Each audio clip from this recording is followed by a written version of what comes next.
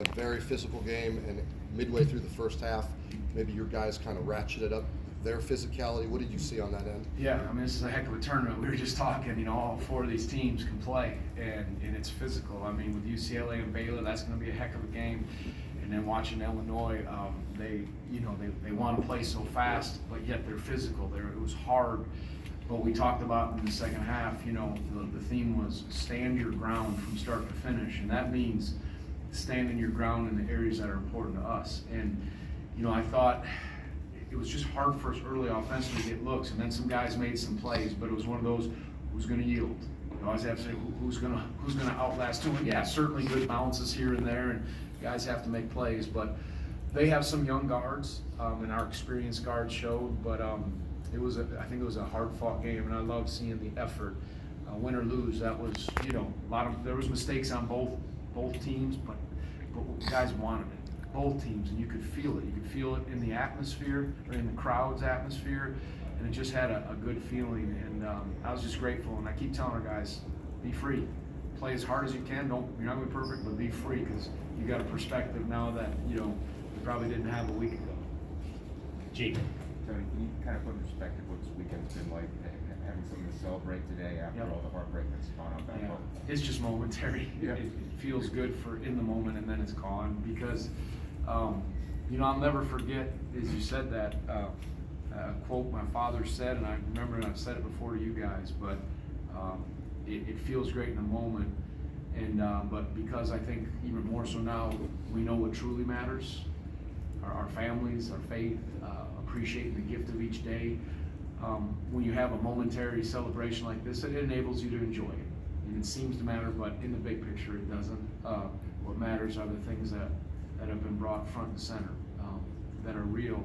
And so you cling to those things, but when you step between the lines, when you play, when you practice, you get to your routine and you get after it, but your heart and mind is never far from our football team, those families, our staff, everybody around. It's just, and I know tragedies are happening all over the world, and it's just, but it comes to you, it gives you that feeling. But it was a little more emotional for me, I think for those reasons. But if this just for those 2 hours that some people in Charlottesville and they watch, that's good, and their mind was on that, that's a good thing. okay, take one in front.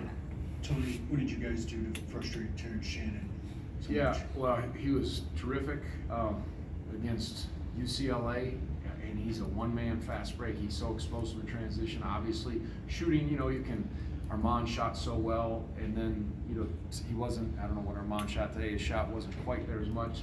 So when your shot's not going, we said make them earn. Let's crowd them a little more. We weren't switching like some of the other teams that just tried to jam the lane. But Reese Beekman really took the challenge. Reese really played well, obviously all tournament, but down the stretch. And Reese is deceptively quick and athletic and hard to get clean looks. And the other guys did their job helping for the most part. So it was just try to bother him, try not to get hurt on the glass, and we were bending but not breaking. And then, again, the last 4 minutes, just things went our way, but guys did execute. Okay. John in the middle. Coach, you attempted 44 more free throws than your opponents this weekend. Is that part of the game plan? Is that something we should expect to see out of your team the rest of the season? I think, both of these teams we played switched every off-ball and on-ball screener, 90-some%. So when that happens, you're gonna get some bigs on smalls, smalls on bigs, and we try to make a concerted effort to attack when we could or look inside. And they're both so good defensively and so physical. And again, the fact that we got to the line, that's good, because we haven't done that in the past. And yeah, I remember coaching with Coach Ryan, you always talked about, that was a big stat to him, attempted free throws or made free throws versus the other team. So that's good to see, and I hope that'll keep up. And again, our league is really good, and you play against so many different kinds of styles. But this challenged us, and I thought our guys, in light of everything, prepared well and had the right mindset. And so, again, to get to your question, I hope we will be more assertive getting to the free throw line. Mike. Tony, you guys, again, were great defensively in the second half, particularly down the stretch, hit a lot of free throws in the second half. Are those areas where the experienced veteran guys that shows up a little more?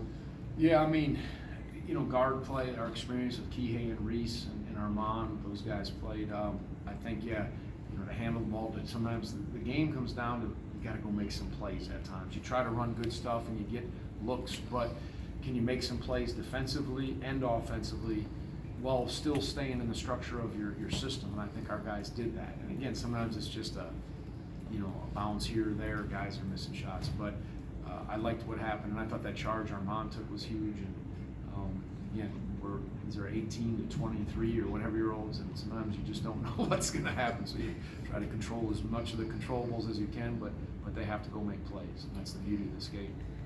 Gene.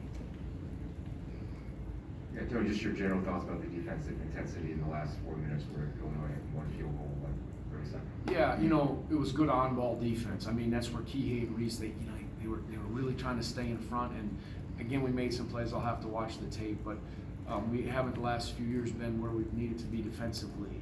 And so I hope this will give us some momentum to understand that's how you win. You defend and you get it to the game. There's always a battle of styles and wills that go on in each game. And we knew what Illinois wanted to do. They knew what we wanted to do. And it was just who's going to establish it and who's going to make stops. We just always talk about stop, score, or at least make them earn, and then go down there and get your looks. And I think it was a 13-4 run or whatever. I'll have to look at it, but I did think we made it hard for them, and maybe some of their inexperience showed too. Okay, we got time for one more point. Yeah, Tony, you told us in Charlotte that you wanted to test this roster with a tough schedule. I think I know the answer here, but did you get what you wanted out of these 2 games? Yeah, I mean, that definitely, this tournament. Remember, some people traveled a long way to convince us to come. They're back there to come to this tournament.